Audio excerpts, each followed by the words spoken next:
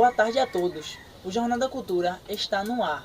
Neste programa, vamos falar sobre dois grandes escritores modernistas pernambucanos.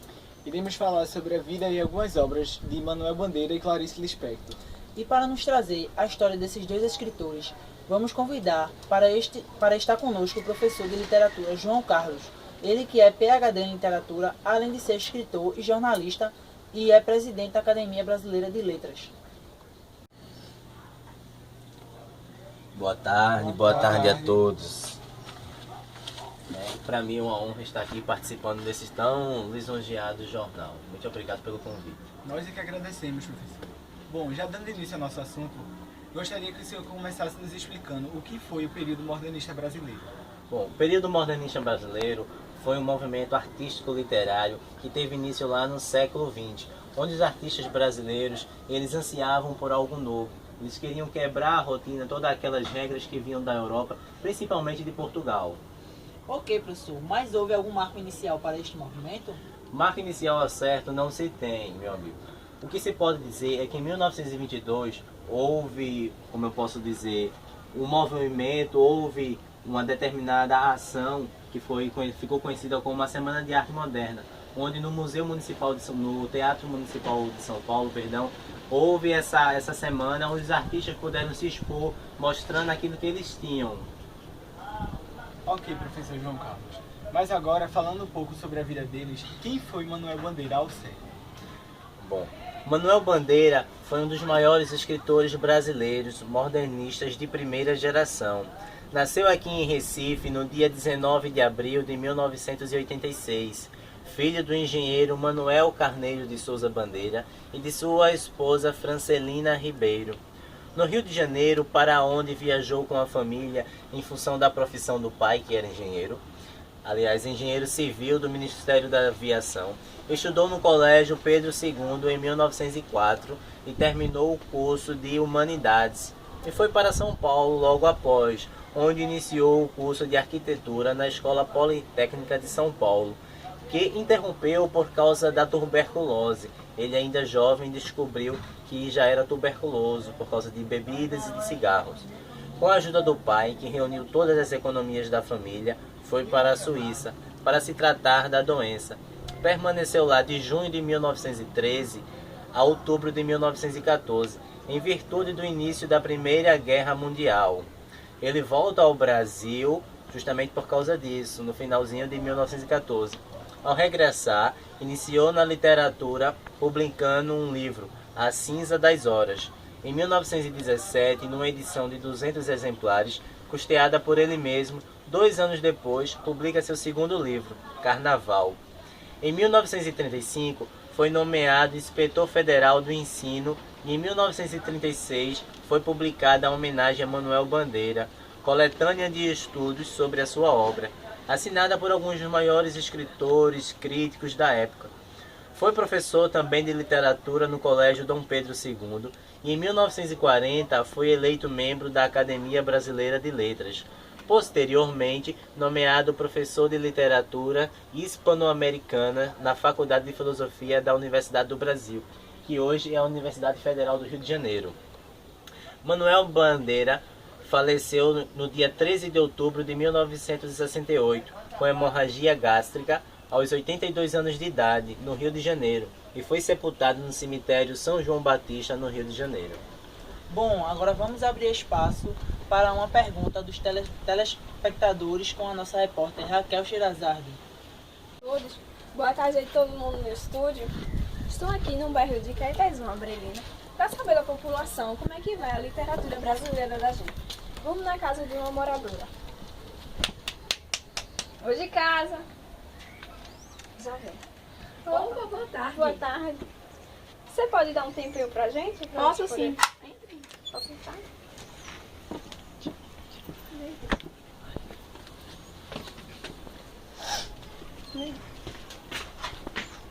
Desce aí. Com licença.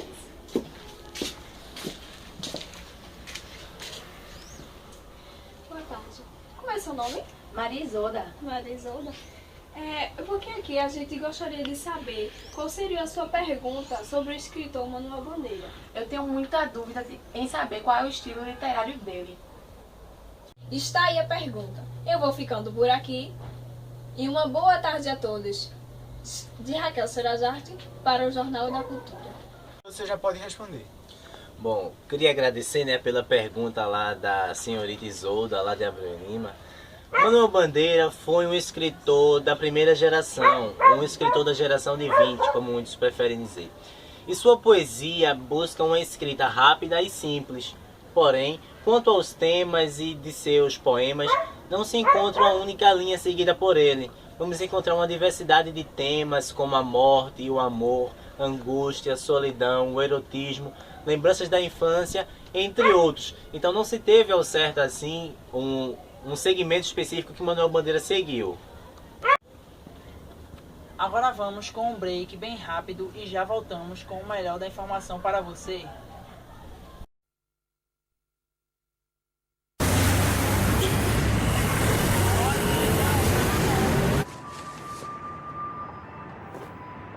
呢條條褲，呢條條褲。我睇你明明老死，我你落針，一百個你就後生你條啊。我睇你明叫我你唔會好好那硬摸你背。做咩好聽我嘅歌？可能我做聲聲聲入喎。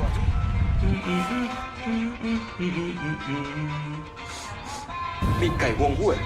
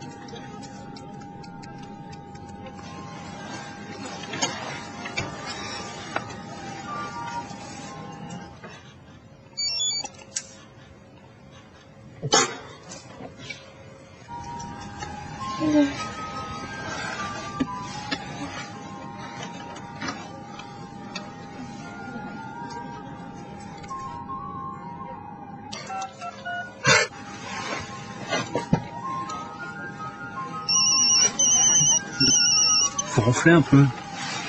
Faut ronfler un peu. Qu'est-ce que c'est là? Hein? Moi, vous savez, ça me dérange pas. C'est pour les autres.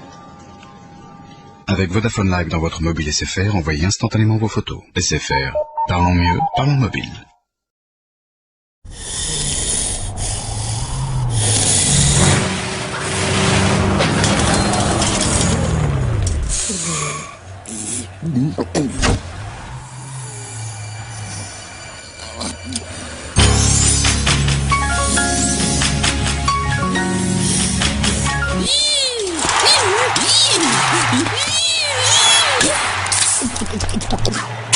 Leo, Leo, Leo.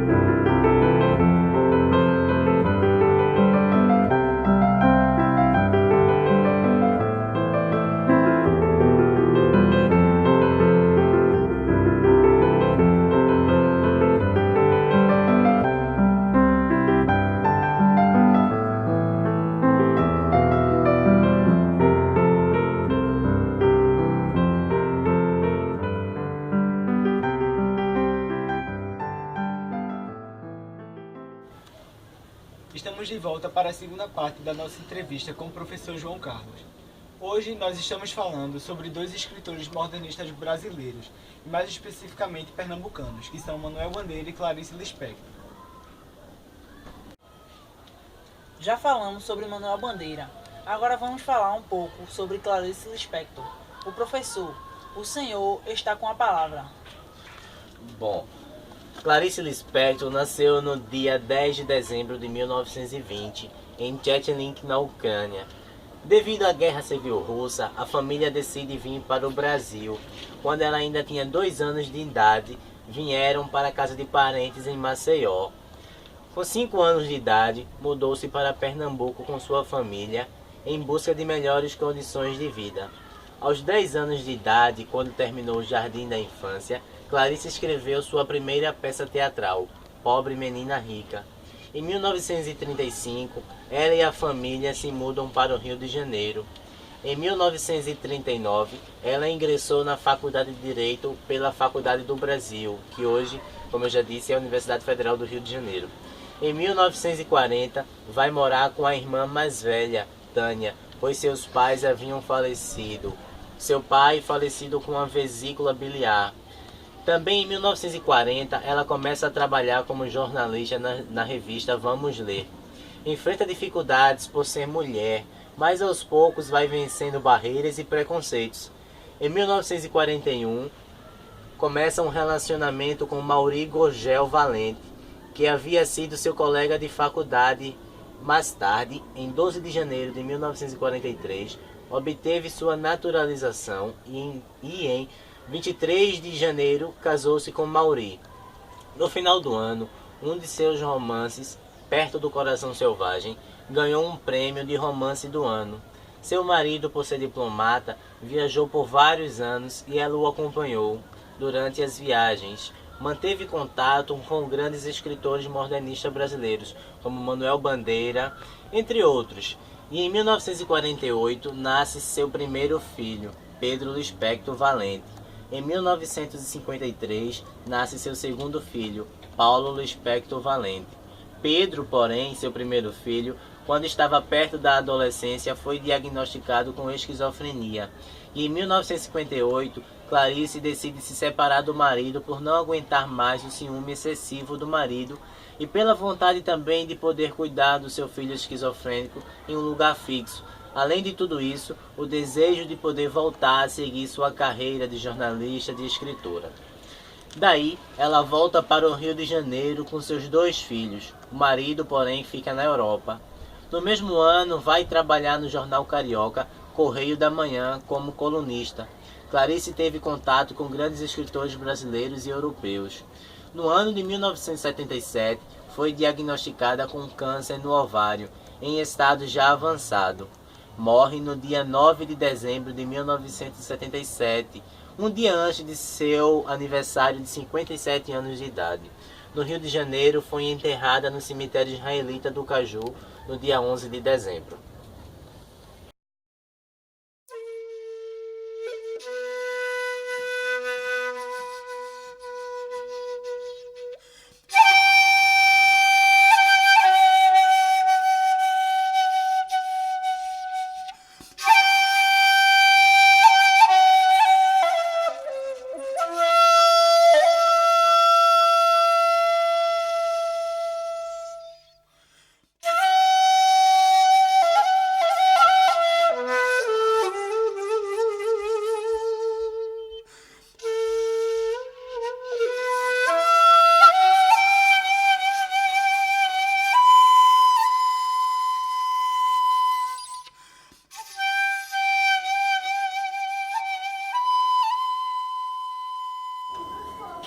Agora nós vamos receber uma pergunta da internet com a nossa repórter Raquel Sherazade.